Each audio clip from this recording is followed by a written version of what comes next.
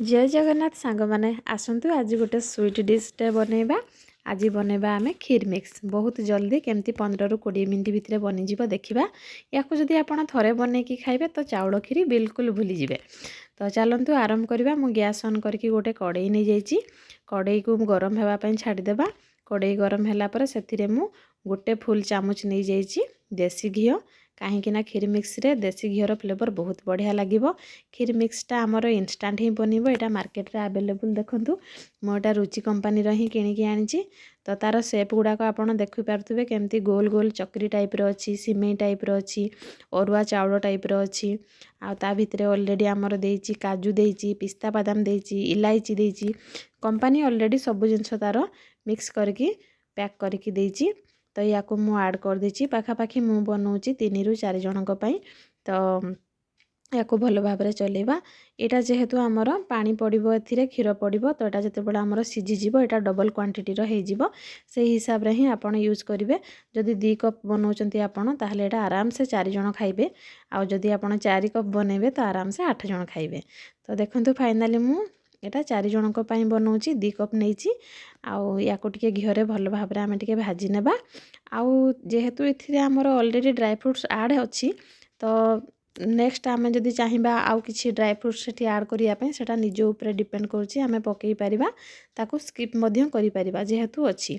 किंतु मते टिके कम क्वांटिटी ड्राई फ्रूट्स लगिला से मो पाखे पिस्ताचिओ थिला आउ काजू थिला। ये सब को मु बाहर करके ये ऐड कर देछि। याको मध्य भल भाव में टिके गोड़ा गोड़ी करदेबा टिके हल्का हल्का ब्राउन हो जिवो। तापरे मु गरम पानी रखिथिली देखंतु गरम पानी ऐड करछि। आपण एथिरे जदि चाहिए ठंडा पानी भी ऐड करि परिबे। किंतु ठंडा पानी जदि ऐड करछंती ताहले ताकू फुटिबा को टिके टाइम दरकार।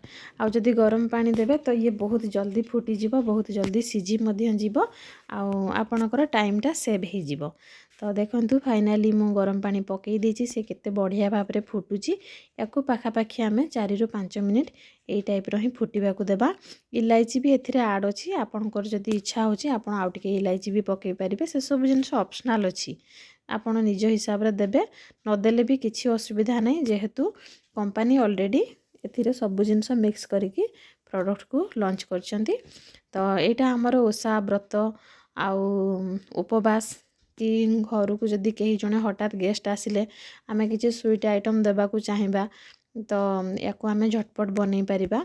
तो यहाँ बहुत हेल्पफुल होता है सब गृहिणी मानक पई। आउ तो मु आज यहाँ बनैकी देखौछि आपन को देखंतु केमती कोन लागुची। आउ आपन भी आनिकी निजे घरे ताको बनांतु टेस्ट करंतु।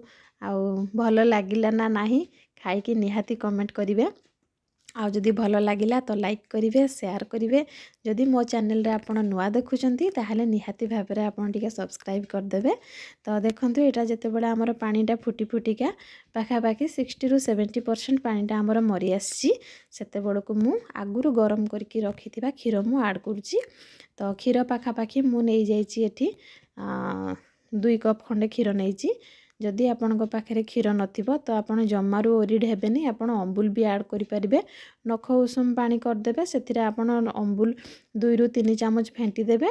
फेंटिकी आपण एथिरे ऐड कर देबे। आउ एटा जेहेतु आमर इंस्टेंट बनूची तो एथिरे आमर कोनोसी प्रकार रो चीनी बा गुड़ किछि आमर ऐड हेई नै खीर मिक्स रे।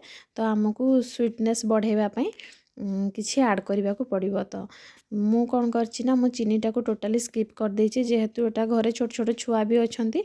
तो मु चाहुनी चीनीटा एतेटा देह पई भलो नुह सेति पई टोटली मु चीनीटा को प्रिफर करूनी। मु एथिरे ऐड करछि खजूरी गुड़।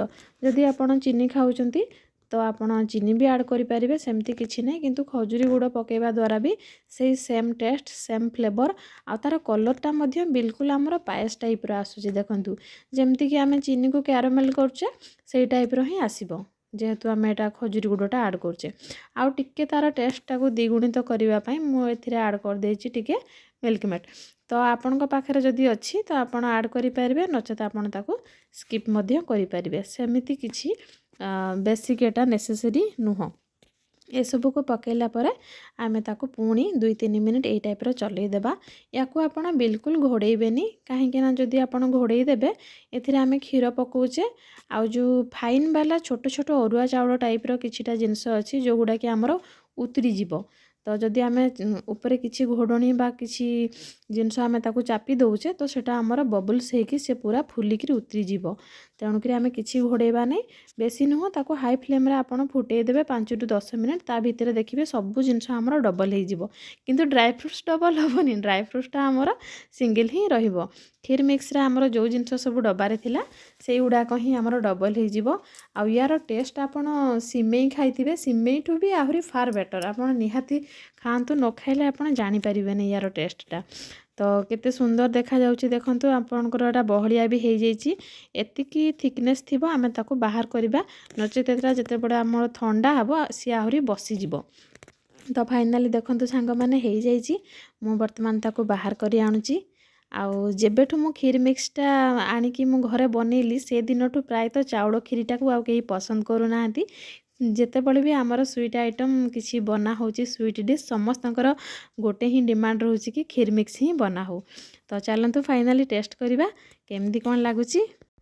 सांग माने बहुत टेस्टी अच्छी मीठा भी बहुत बढ़िया बालांस अच्छी आउ पूरा हेल्दी वे रे मु बनैची आपण माने निहाती ट्राई करंतु खांतु अन्य मानको खुआंतु आउ सांग मानको भी टिके शेयर कर दियंतु ए वीडियो को। Thank you.